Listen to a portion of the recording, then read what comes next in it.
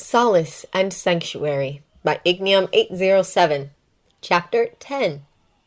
It is many years before Lettenhove becomes a sanctuary, years before witches and dragons and children of destiny, before any of the stories you know, the stories you have been told. There was Vave. See, the humans, as they are wont to do, made a mistake. They each looked at the heavens and worshipped their gods as the only gods. They turned on each other, arguing over who was right and who was wrong, never stopping to think that perhaps there was no one right answer.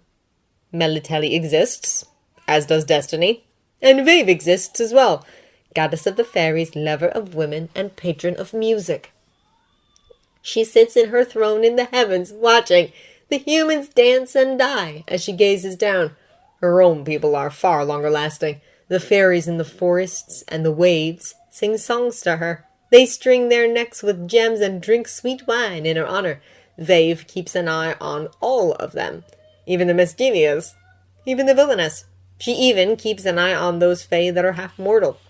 So long before the stories you know, there was Vave, and under her watchful eye, lute in hand and unscuffed boots on the road, there was Jaskier. He was a poor player in the early days, too quick to leap at songs he did not have the skills for, but those skills came in time. Vave amused herself by listening in once in a while when he was at school. Every year his music was able to hold her focus for longer. And then he left, abandoning the safety of university for a life of wandering. She watched his steps carry him far away from the place of his birth and knew, as goddesses know things, that it was her people's blood in him that made him restless. Restless and reckless, too. Destiny knew it. She showed up on Vave's doorstep one morning, magic thick around her. The ever-present smirk of the powerful sat proud on her face. "You'll want to watch this one," she said. The two stood at the cliffs of heaven, gazing down at a white-haired man in a tavern and the musician that approached him. They spoke briefly, and the musician called after the witcher as he left. Vave could see Destiny's touch nipping at his heels. It followed him in great invisible swirls of power, and when Jaskier followed him unrelenting, they tangled with him too. "Big plans?" Vave asked. "Larger than they will ever understand," Destiny told her. She turned to Vave, her eyes the same gold as the witcher's. "Would you like to play a game, goddess?" She was the deity of the fae. Her answer was yes. And so the heavens bent to two immovable wheels. The terms were laid out, set in blood, magic, and stone. Destiny knew all, planned all. Vave's task was to guess. She would watch the mortals, watch the way they loved and fought and died, and try to predict what Destiny already knew would come next. She was wrong most of the time. Too many variables, too much else on her mind. But on those rare occasions when she guessed correctly, Destiny would let her change the story. Lives were spared at Vave's request. Mothers meant to die in childbirth lived to raise their children. Kings meant to fall in battle dodged at the last possible instant. A witch with fire in her heart and an impossible wish survived a flood of chaos meant to consume her. Magic such as the world had never seen before. Decades and choices flowed past the gods like water, and Vave liked to twist the current. Then came the beginning of the tale you have heard. It begins with a man, a snowstorm, and a town. Vave appeared in Destiny's realm in a burst of light. The other woman knew why she had come. "Another one so soon, goddess?"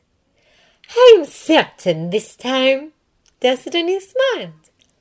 "And the witcher, Eskel, is injured. He's going to find his way to Lettenhove, where Julian Pancratz used to live." Destiny inclined her head. "You speak truth so far, but it is not enough." Vave, unlike Jaskier himself, saw how the town changed when its lord was away. She knew how the stories of his exploits had shifted their loyalties. "They will take the witcher in and protect him," she said, "and when he leaves it will be in friendship." With a nod, Destiny declared her correct, but unlike all the times before, Vave's request was not simply to save one life. Now she asked for stronger magic. A mesh of destiny's power and her own, woven through the manor and its people like fine thread. It was a flexible spell that they designed, one which warps and changes as choices are made. The ever-rotating cast of servants, nobles, and witchers who inhabit the manor all hold sway over its future. Destiny allows them, in this one spot of the globe, to be free from her influence. Her magic can guide them there or guide them away, but once in Lettenhove, they are not bound by the plans she has laid. They wove the other half of the spell. She chose subtlety and craftiness, the way of the fairies. Inhabitants of the manor are protected from the woes of mortal life. Illness cannot take hold of them, nor injury, and while she did not grant them immortality, their lack of sickness and the fertile fields of Lettenhove guarantee them long lives. She made their fires hotter, their sleep more restful. The goddess made Lettenhove a sanctuary. Julian never notices. He is too swept up in his love and his life of adventure. He no longer worships any god with seriousness, abandoning the religion of both his father and his mother. Maeve is not bothered by this. The Fae are all her people, whether they realize it or not. It is to her they will return if violence claims their lives, as time never will. Julian will meet her someday. His companions are not quite so oblivious. She feels the suspicions on the white-haired witcher more than once, when his pendant warns him of magic where there should be none. He is even less religious than his lover, jaded by the horrors of the road. It will amuse her someday, Maeve thinks, to appear to him in a dream. Let the man's stubbornness bore with his own perceptions. The only one of them to understand her truly is the young witch, the lion's daughter. She takes one long look at the manor, many winters after the first, when the viper met the wolves, and offers Maeve a prayer of thanks. Her magic knows the goddesses like a river knows the pebbles over which it runs. Maeve takes to the young lioness immediately. As for Julian and the witchers he has grown so close with, they meet on the road far more often than chance should allow. In taverns and markets across continents and countries their paths cross.